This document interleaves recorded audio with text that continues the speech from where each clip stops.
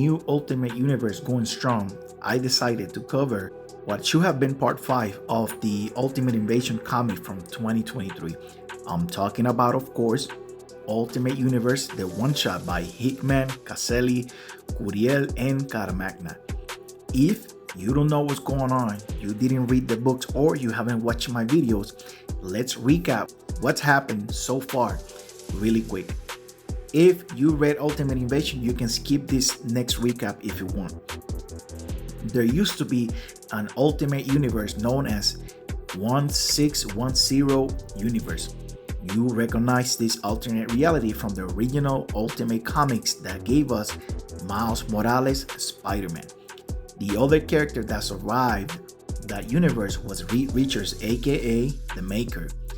He was secretly locked away by the Illuminati for years in the Marvel main universe, or the 616 universe. Are you still with me? Okay. If any of this sounds confusing, you can check out my videos where it's better explained. Well, the Maker escaped captivity, stole a bunch of technology, and escaped the 616 reality. He traveled to a new world, and with time traveling technology, he basically changed and molded this new world how he saw fit.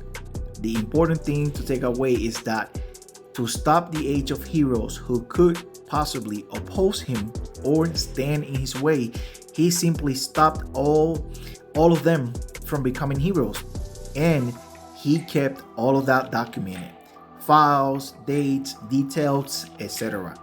The Maker was very thorough. To help him manage his control on this new world, he assembled what we now know as the Maker's Council. People inside the circle with the Maker's blessing get to rule different regions of the world. The only problem the Maker, and now that I think about it, it makes total sense, was that by meddling with the past, you can control the present and to an extent also the future. But if you're not in the future, you can't be there to control that or to see it come to fruition. I think that makes sense to me. I don't know. You tell me in the comments. So he traveled as far as his technology allowed him to, and that's when he met his demise. No matter how much he controlled this new world, there was always going to be a resistance, and this opposition was led by Khan the Conqueror, or the Khan of this world, if you will, who launched an attack on the Maker City in the present day. Literally, an army of descendants of the people who were supposed to be heroes comes from the future to fight Maker and his goons in the present time. This attack was possible because Howard Stark, the Iron Man, and Reed Richards, the Doctor Doom of this world, dropped the city's defenses. There was a battle, of course, and it ended in a stalemate. The Maker's Council was now deliberating what to do or how to rule the world in the Maker's absence. Dr. Doom broke the news to Tony Stark, who decided to undo some of the things the Maker did to this world and bring back some of its heroes. For example, he helped Peter Parker become the Spider-Man as we saw in the Ultimate Spider-Man issue number 1. And he also recovered Captain America from the ice at the very end of the Ultimate Invasion story. Now that we are more or less caught up, here we are at basically part 5 of the story. Iron Lad and Dr. Doom went to Asgard to free Thor. Why is Thor in jail? Well, the Maker traveled back in time and made a deal with Loki to stop Thor from becoming the champion of Midgard, giving the throne of Asgard to Loki by killing Odin, for him to do whatever he wanted, and in return, there was never going to be any Asgardians interfering with his plans on Earth. Perfect quid pro quo for both parties, right? If you really think about it. Loki gets to control Asgard and do with his brother and everybody else what he wants, and the Maker doesn't have to worry about the God of Thunder interfering with, his plans in Earth.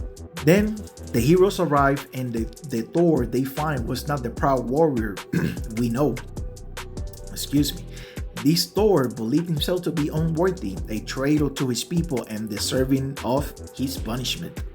He was reluctant to escape with Doom and Iron Lad, but they convinced him that this is not how things were supposed to be. And when they make a run for it, they were intercepted by this prison's warden, Lady Sif. She tells Thor to get back into his cell because if he escapes, it's her head, and she doesn't care for that. But Thor says he's not doing this anymore. He's leaving and he's taking what's his. He's talking about Mjolnir, of course. The guards say if that's how this is going to go, then, come and get it. But Thor says it has been so long, Asgardian must have forgotten that he doesn't have to. He calls and the hammer flies to him. Thor becomes the god of thunder in front of everybody else's eyes. He was always worthy. Whatever machinations, lies, and spells have been casted on his person by Loki did not change the fact that he was Thor Odinson, the god of thunder. Business concluded, Thor summons the Bifrost and they take their leave. Back on Earth, they explain to Thor what they're trying to undo to this world, and he's the second hero they rescue because the first one was Captain America. But the captain is still frozen in that ice. They haven't figured out a way how to revive him yet. Also, Sif is here. She managed to jump in the Bifrost with them. She knows she can't take Thor one-on-one or force him to go back to Asgard. So, she's here to see this through as Thor's warden. Basically, her stand is that whenever you're done playing with your new friends, you're coming back to Asgard with me. Doom and Iron Lad break down to Sif and Thor that everything they believe to be true is because of the Maker's intervention, and they are going to do what they can to correct this world. Thor was game, of course. They gave him his freedom after all, but Sif is not 100% convinced. No matter, she was going to tag along for the ride. So off they go. The first stop is Latveria. Dr. Doom used to work for the Maker. He knew about this place. This is the Maker's repository. That's a weird word. This is basically an archive of all the things the Maker changed in this world through time travel. To put this in context, each of these vessels contains hundreds of stolen relics. That is how much the Maker messed up this universe in order to make it what it is now. They don't have the time to go through all them now, since they literally are in enemy territory. So they asked Thor if he could take them away to a secure location with the Bifrost. But before he could do that, he gets stabbed through his back by Henry Dugari, aka Captain Britain, or the Captain Britain of this universe. Henry here is part of the Maker's Council and of course is in his best interest to preserve the world how it is. Dugari wrecks the heroes fairly easy until Iron Lad managed to push him back so Thor could summon the Bifrost so they could escape. They make it back to Stark Tower, but Thor is definitely not okay, so Tony tries to help him however he can. In the meantime, Doom reveals that he did manage to steal one of the time relics from the repository, which turned out to be the radioactive spider that was supposed to bite Peter Parker. Back in Latveria, Captain Britain informs the Maker's Council what has happened, so they decided to retaliate. They used to have Obadiah in the council. They still had access to Stark Industries. So they activated a Stark weapon that was floating out in space, and they target Stark Tower where the heroes were hiding. Tony appeared to activate the temporal technology in his suit that was gifted to him by his father, and he managed to take them out of there before the tower is blown away to Kingdom Come. If you read Ultimate Spider-Man number 1, you already know Tony is 6 months into the future from the message he left Peter Parker. In the aftermath of this attack, the Maker's Council made sure the media blamed Tony Stark and made him out to be public enemy number 1. for attacking US soil.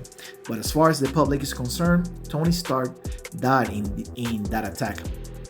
Now, this action taken by the council to kill Tony Stark triggered a bunch of events around the world. For example, the attack on Stark Tower ended up killing thousands of people. Among those killed were May Parker and Norman Osborn.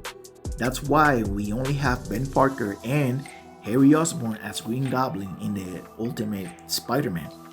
Once Harry merges Osborn and Stark Industries together, he finds out about the secret council, and that's why he goes after Kingpin, their puppet. Also, because of the fact that this attack gave the council access to rule and govern the United States how they saw fit, it emboldened them to go venture in other areas of the world in ways they had not done so before. For example, they put Wilson Fisk in charge of New York as their puppet Kingpin.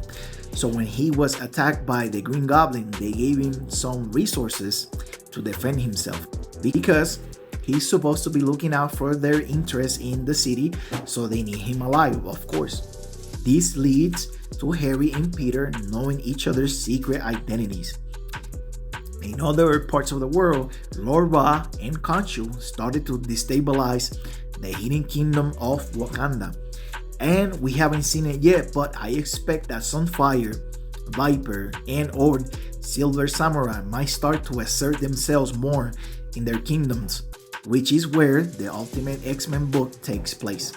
Like I said in the beginning, the Ultimates are going to be the glue for this new universe. We saw during the Ultimate Invasion what the future looks like, so one way or another, everything will lead to that moment. I'm sorry this was a long video, but that's kind of how Hickman's stories are built. Every single detail is a piece of the puzzle that forms the full picture. Let me know your thoughts in the comment section. Thank you for watching. Have a blessed day, and remember to read more comics.